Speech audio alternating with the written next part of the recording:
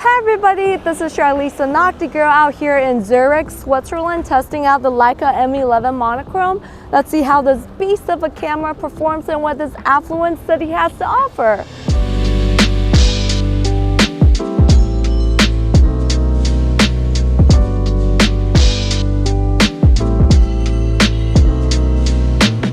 As an M9 monochrome owner of many years, I gotta admit, I really appreciate the updated technology on the M11 monochrome.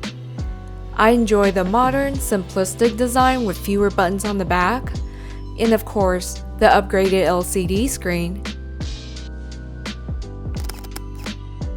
Okay, this shot looks like a scene out of Hitchcock's The Birds. Luckily, none of the birds attacked me. Anyway, people always ask me if it's worth the investment to own a black and white only camera. Yes it is. If you shoot a lot of black and white, I actually compose differently when I shoot in black and white. I pay a lot more attention to basic shapes and lines and how they work together in a composition. I love to create mood and ambiance with shadows and silhouettes. I feel that sometimes the shapes and shadows speak louder than what you can see explicitly in an image.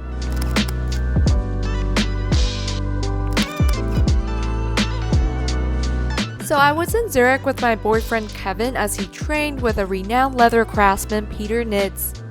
Peter's atelier is located in Old Town Zurich inside a historical 12th century tower. Poor me, with absolutely nothing else better to do in this stunning city, I decided to document the fascinating process of their leather making.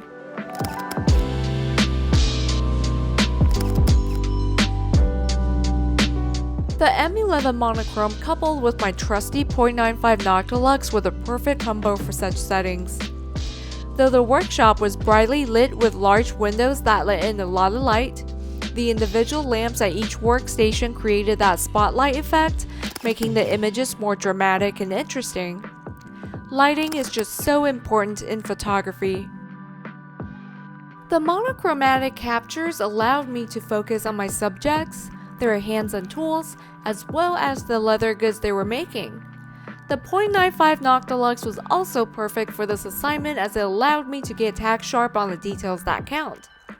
As I've mentioned in many of my other videos, sharpness isn't everything, though the .95 Noctilux in my opinion is the sharpest out of all 50mm Noctilux lenses.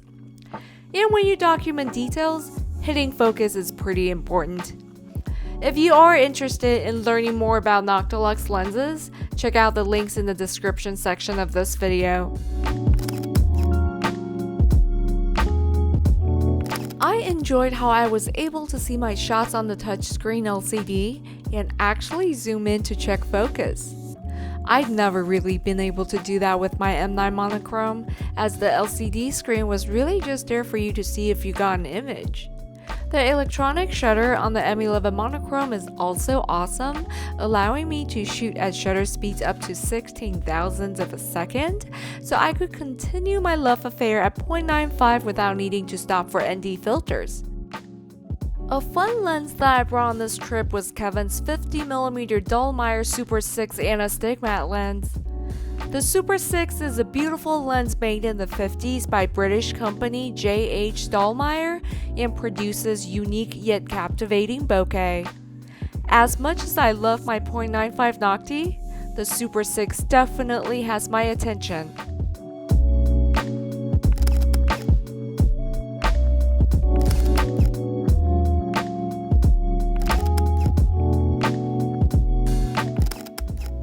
I think you can tell that the Super 6 isn't as sharp as the .95 Nocti. In fact, the lens is only sharp in the center. But I'm okay with it. Look at the beautiful bokeh and the soft glow in the highlights. It just looks so magical and surreal. The lens is not easy to shoot with though. If you thought the .95 Nocti was hard to focus, wait till you try this lens. It's a very low contrast lens that's only sharp in the center. Thankfully, the M11 monochrome has an ultra clear LCD screen with bright focus peaking lines that allow me to pull acceptable focus in the dark. If you'd like to see a review on this lens, let me know and leave me a comment underneath the video. After spending all day in the workshop, it was time to explore the city. I've been lucky enough to travel a lot in my life, and I have to say, Zurich is one of the most expensive cities I've ever been to. A simple dinner for two could easily cost over 100 euros. For reference, 2 cheeseburger meals with fries and drinks in LA would cost around $20. In Zurich, it's 43 euros. 43 euros for McDonald's meals for two. Wow. That made me wonder what people do for a living in Zurich.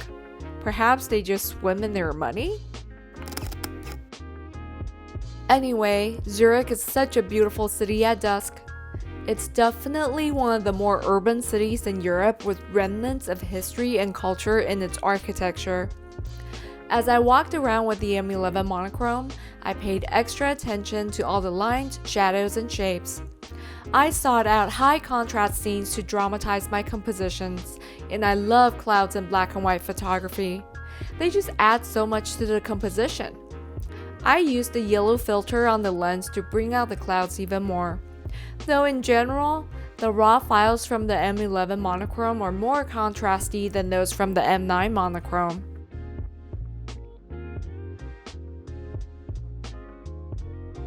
There are a few updates on the M11 Monochrome that I really appreciate, and the first one is the redesigned battery compartment.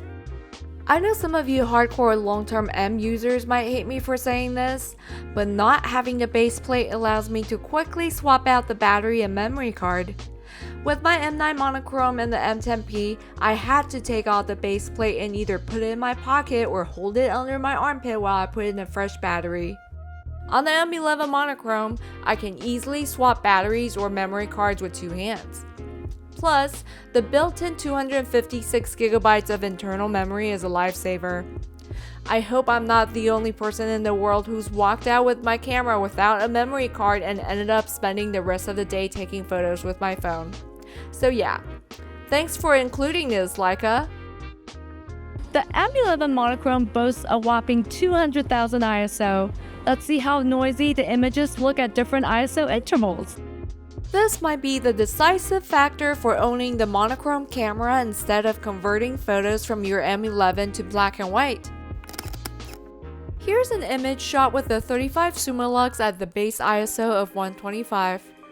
This is straight out of the camera with zero post-production adjustments.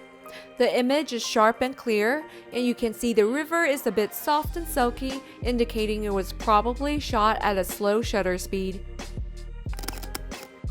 Here's the same shot at ISO 1600. It's still very sharp and clear, but you can see more texture and details in the water, indicating it was shot at a faster shutter speed. Here's the same shot at ISO 6400. Again, not a lot of difference from the previous shot, except you can see the clouds around the moon a bit more in this shot. Here is ISO 12500. Still a very sharp and clear image, though we're starting to see a bit of noise in the shadows, but not enough to concern me. Here is ISO 25000. Still very sharp and clear, with a bit more noise in the shadows, but overall, quite impressive. Here is ISO 50000. Still a usable image, with just a bit more noise in the shadows than the previous shot.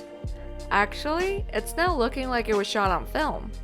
Also, if you were to shoot the same shot with an M11, this is the highest ISO you can go. Okay, how impressive is this, guys? This is ISO 100,000. The image is still totally usable. In fact, it looked like it was shot on T-Max 3200. The noise is very visible now, but not in a distracting way. However, if you look closely at the dark areas of the shot, you can start to see some banding appearing. Okay, this is ISO 200,000. While I wouldn't call this a usable image, it's impressive that we have an image at 200,000 ISO at all. The noise and banding are quite severe.